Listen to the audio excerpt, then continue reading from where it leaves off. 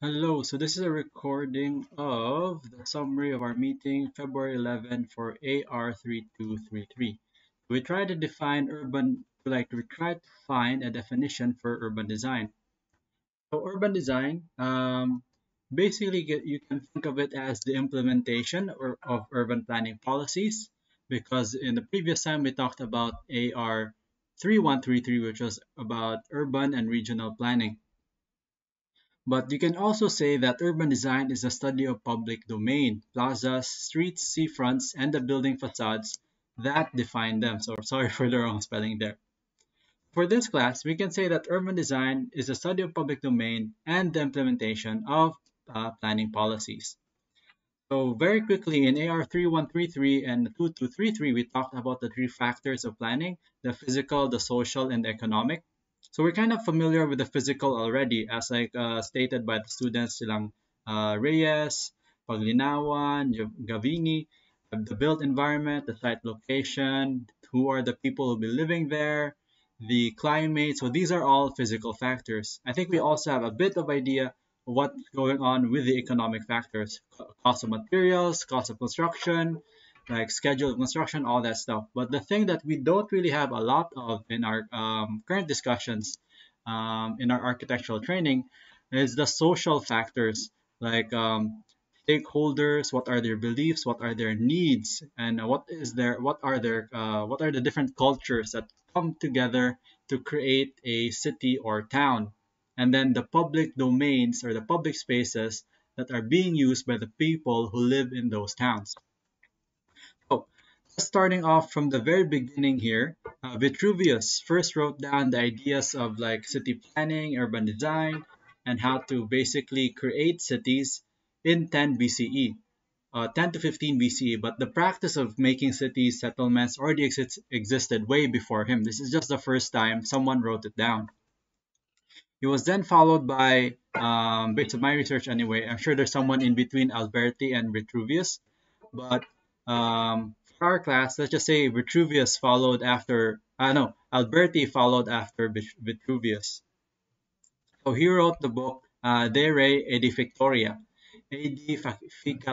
sorry, 10 books on architecture again. So similar to the title of Vitruvius, he basically updated it. So he talked about public and private building standards in his book.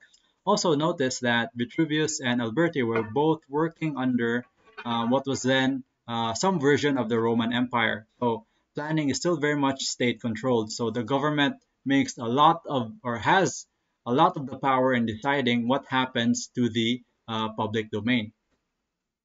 Filarete, another Renaissance sort of like writer, contributed De Architectonica, basically his treatise of architecture, wrote standards for Renaissance public space and like look for ways to enhance visually what are or like break down visually what are the elements of good public space. And then he was followed by Palladio, another famous architect, wrote 4 books. He wrote a collection of books called The Four Books on Architecture, and book 3 was about city planning. And again, during this time, 1500s, probably Italy or Europe was still very much like state controlled, or the government handled all of the kanang urban developments and urban designs. And then around the same time, in between the 1600s and the 1800s, Spain followed suit or was inspired by the developments of Renaissance architects and like other European architects, based their laws of the Indies, which will be used for the development of like early Philippine settlements to create their cities. So it's still very Renaissance, very symmetrical, very kanang, what you call this, rigid.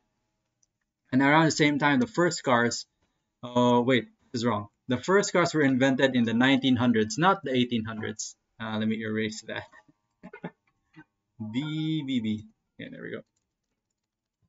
Oops. Anyway, yeah, just scratch that out. Then, in around 1889, we have Camillo Sight wrote a book called City Planning According to Artistic Principles. This will be a main reference for our discussions in our classes. He advocated for an incremental approach to city planning, more small scale compared to the large government or like state controlled developments, and more public participation. The idea that the public should be included in the design of their space because basically they're the ones using it. And as we discussed earlier, um, everything up until this point was still state controlled. So a lot of like individual, there was not a lot of what they call this importance given to the individual, and that all changed in the early 1900s, where people we had the American independence, followed soon after by the French Revolution. So the individual, the single person, was given more and more power, more and more rights to influence their built environment. And then here we have Ebenezer Howard, who tried to solve the problem of like congestion and waste management in cities with his like proposal or like book Garden Cities of Tomorrow. This was also picked up by Daniel Burnham, who designed the city plans for Manila and Baguio. Also was part of this like Garden City movement. Large plazas, diagonal streets, and like major city center surrounded by satellite towns and villages or like even cities. The idea is to add more green space so there's more space for the people and the city to breathe. And these spaces would also have like what they call this the early stages or the early forms of waste management. And then around the same time, 1900s again, that we have the first sort of automobiles. So this was supposed to be down here.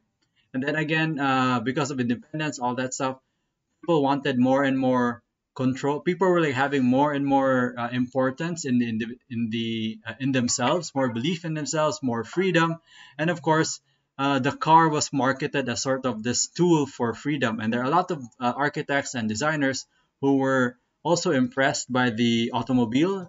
People like Le Corbusier, famous architect, I'm sure we all know, designed a bunch of buildings. Siegfried Gideon, a historian, also was like impressed or favored or like what they call this champion the idea that automobiles machines would be the way of the future. And then you had those on the opposite side who said that no, people should still be the focus of cities and not these machines. So Kevin Lynch wrote The Image of a City in 1960s, in the 1960s, like talking about the different elements of a city because developments and technologies were developing so fast that the cities couldn't keep up. There were like subdivisions popping up everywhere, not just in America but also in the Philippines. So 1960s, that's pretty much just a decade off the Marcos era in the 1970s and 1980s. And then Jane Jacobs as well fought for the rights of the public interest, and then fought against private developers because private developers really thought that the car, highways, automobile transportation was really the way of the future. And it was thanks to people like Kevin Lynch and Jane Jacobs where that we have this idea that plazas, public space should be maintained. And then for our class, we talk about William H. White because he was basically a contemporary of Jane Jacobs, and he published a book called The Social Life of Small Urban Spaces, really looking at the different behavioral impacts of the built environment and how the built environment can positively or like improve the quality of life of the people living in those urban spaces. That was published in like 1980s. That brings us to present day, let's say 2000s up to like 2010. In the Philippines, I think the Philippine Institute of Environmental Planners was formed probably like in the 2000s or a bit earlier than that.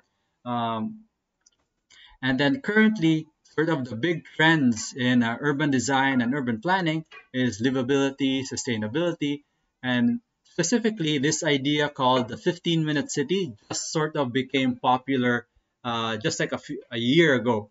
So that's basically the trend or like the history, a short history of urban design. And because we're talking about urban design, we also need to talk about urban planning, how it started, how it affects cities, how it affects the people who live in those cities. So why are we talking about this? Supplement our knowledge on like site planning. So we already have so much knowledge in physical planning, um, the economic factors, the physical factors, but not so much on the social factors. So the goal of this subject is to teach you the importance of like social is not just the culture but the behavior of the people in those areas, and different areas have people with different behaviors. And good design caters to those behaviors so that it doesn't impede or undermine the behavior and the people living in that area, but actually enhance and make things better. And why do we need to do this? For livability, for sustainability, and one way that we'll talk about more in the future is the 15-minute city. So that's basically a quick summary of what we discussed this afternoon.